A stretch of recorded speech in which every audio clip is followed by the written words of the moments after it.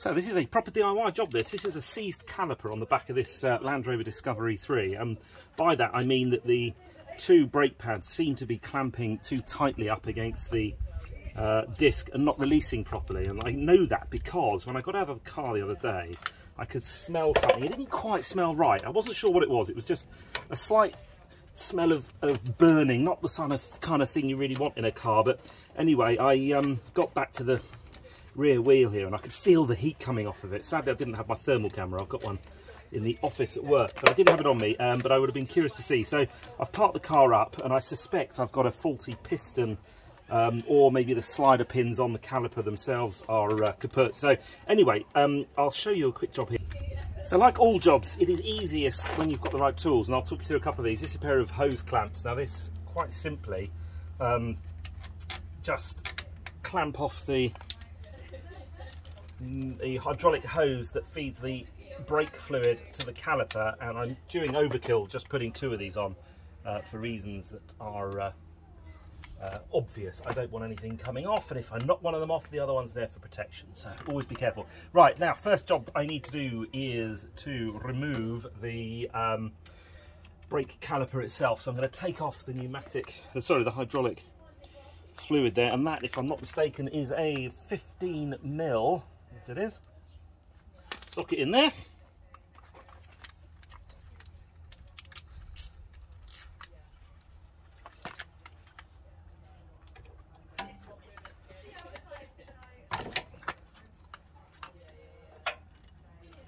There we go, cracked loose, pretty straightforward.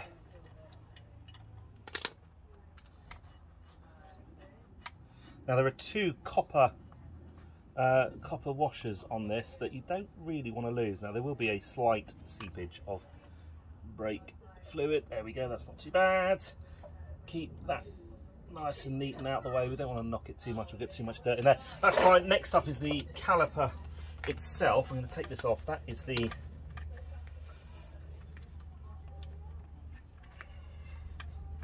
this one here. I'll show you.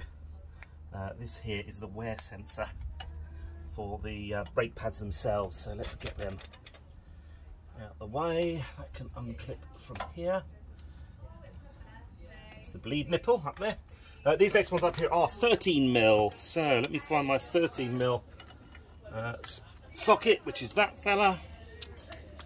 Now bear in mind, this job is being done exactly at the right moment for this being a nice DIY channel. I have gotten the kids upstairs about to go into the bath. I have got not enough time. It's about to rain and we'll see how we get on. Right, so this is being held in. You'll notice as I turn this, let me try and zoom in here. As I turn this, you'll see this the slider pin that's in here is turning as well, and that's no good, of course. So what you will need to do, if I can get this camera in the right angle, here we are, is use a socket, or spanner there rather, and a socket on the end here, and then you can turn them in opposing directions essentially and loosen them off. And once it's done, I should be able to get this done by hand. So let's see how long this takes. I reckon this whole job shouldn't.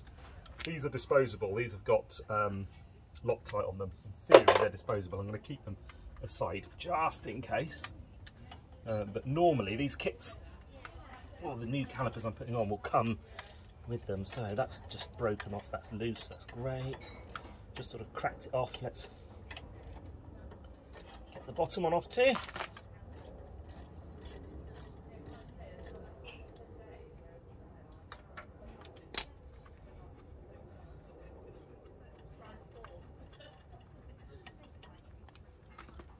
Right, once that is done, in theory, you can then you can see the slider pins come up there, and this caliper should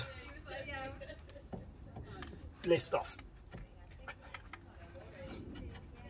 And this is the one that's stuck. Now normally that should come off reasonably easily, but because I think the piston is seized on there, it's clamped tight. Come on, you can cut that out.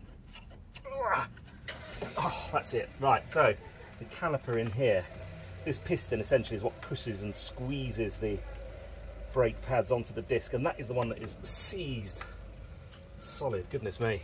Anyway, Right, let's set that aside. We've then got the brake pads themselves, they can come out.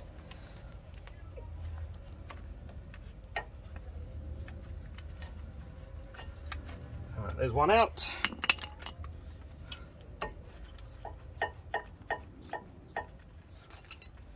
This one might need some encouragement. Not the lever too much.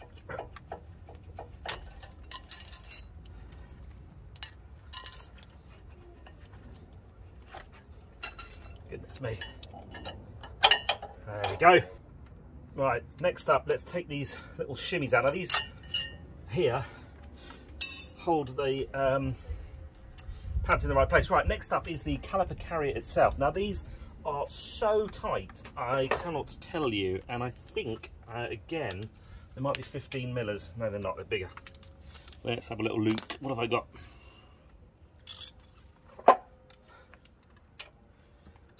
Neither of those. Right, it is. It is a 15 mil. Right, that's going to go on there. Now this one needs some encouragement, I've got to tell you. Let's get this big bugger in here. Let's see how we get on. Now they're torqued to 115, which, blimey, that's a lot of weight. Let me give it some proper encouragement. Let's see whether or not I can. See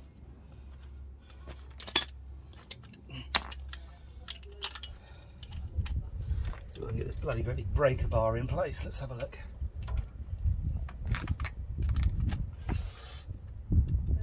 Oh, that's got it. Right, let's loosen that one off. Let's do the bottom one.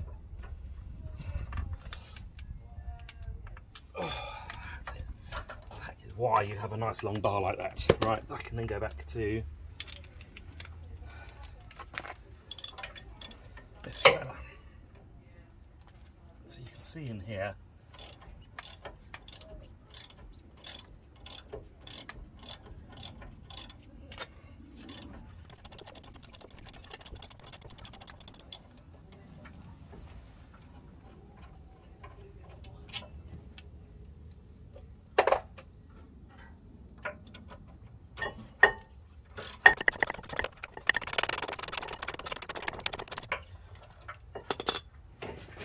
so there we go, that is the caliper carriers off for the bin, and the new ones are going to be opened up.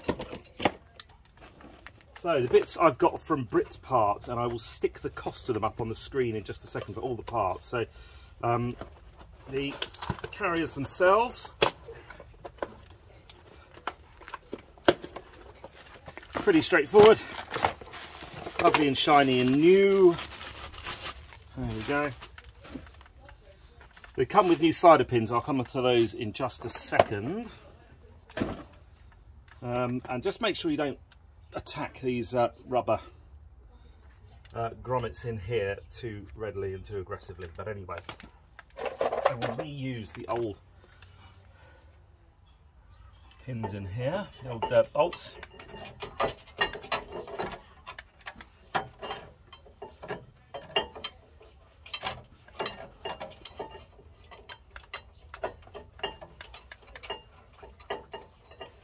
Top one's loose in place, just to hold it. The next one, rather simply, let's get these torqued up.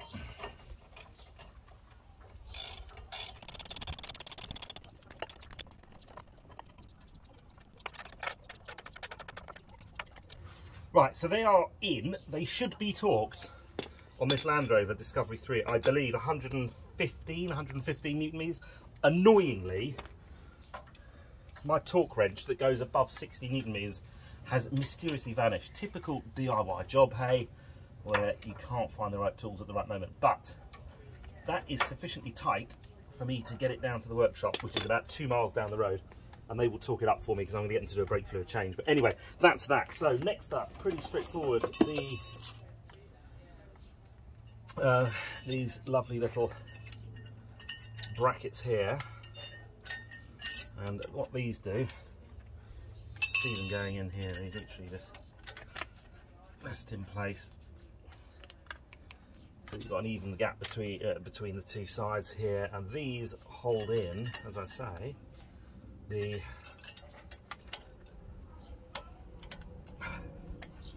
brake pads themselves. So that is in nice and lovely. Next up, the caliper.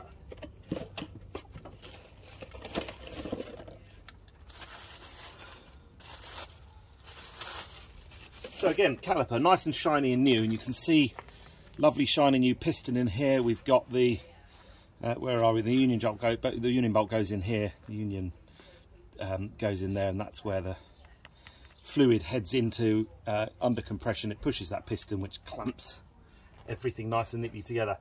First things first, I need to move the new slider bolts, these sliders.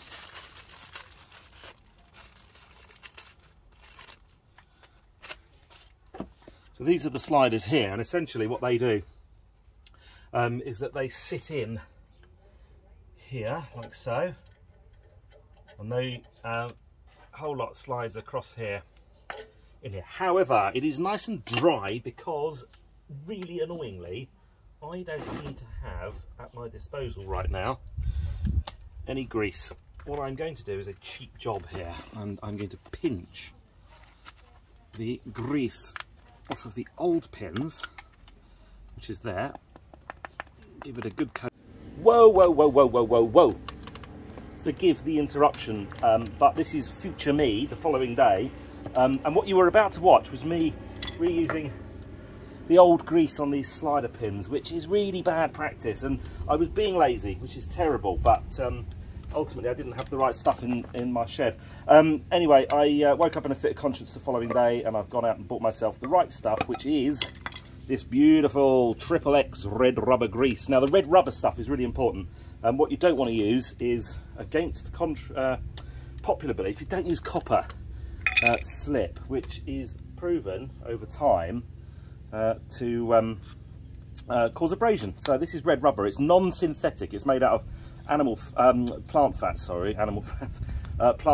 and it is utterly brilliant for this kind of stuff. It is brilliantly durable, and at the same time very soft on the rubber, which is the most important thing. So I am redoing what I shouldn't. Let's get rid of that. There you go. I'm redoing what I should have done properly in the first place, but such is the life. I will stick a nice copious amount here, slide them in,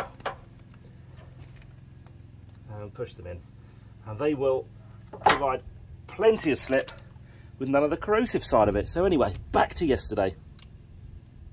And when you push it tight here, there we go, and we'll take the bolt out the end. So we are ready for the pads themselves. I have gone with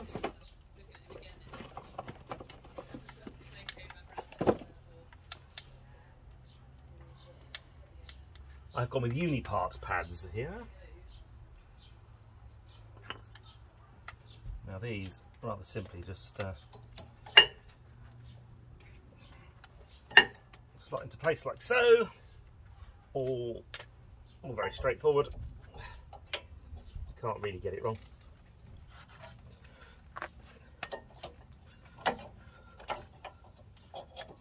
Says the man who's struggling. There we go.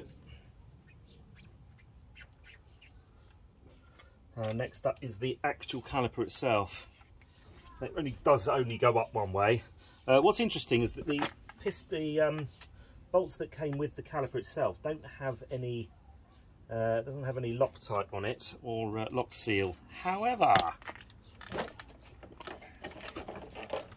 with the brake pad, it does.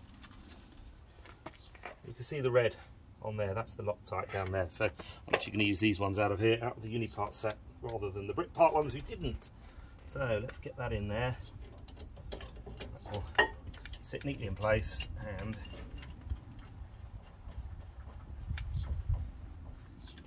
that's one in holding it there, and you can see the other essentially screwing into the end of those pistons that we just put in, those sliders.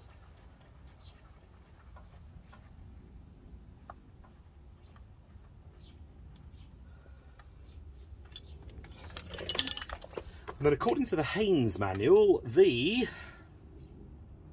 caliper guide pin bolts are 35 Newton meter torque. So I'll just tighten them up. Oops. Just tighten them up a little. And again, I'll need the spanner just to do that.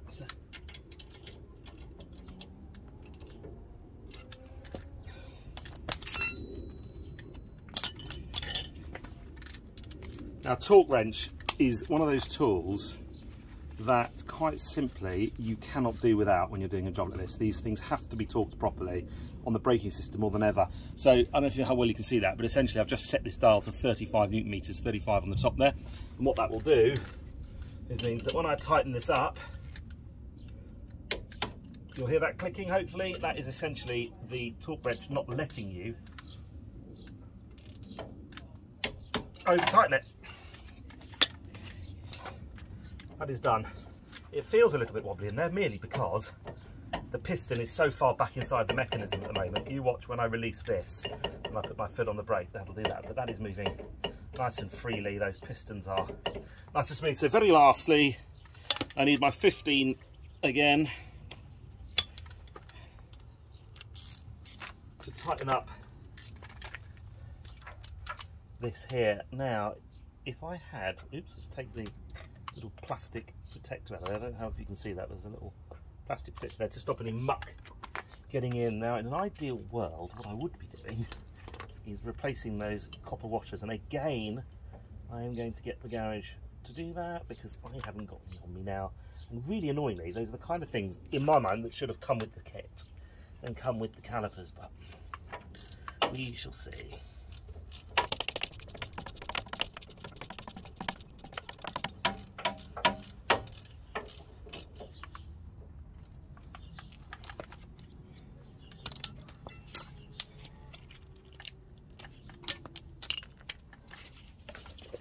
And again, Mr. Haynes 10.2 is the area we're looking for in this Haynes manual, and it says on here, we are looking at the brake hose union there is 28 Newton meters. So let's get this fella down in here. Oops, need to change it, of course, 28 Newton meters. Wind her back to 28. This is one of those times where you do question the sanity, because the 15mm seems a little bit wobbly on the top of the bolt there, on top of that fixing, and actually a 9/16 imperial measurement is a beautifully snug fit. There we go. So that's done. So we're all done there. Last but not least, I need two jobs. Firstly, let's fix the wear sensor.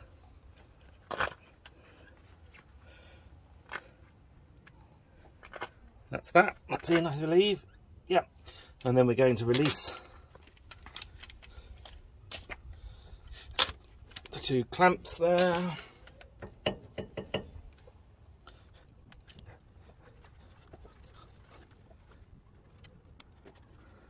Put those rubber cables back in place and just cover off the bleed nipple, which with gloves on is easier said than done. That's done. Right, time for the road wheel.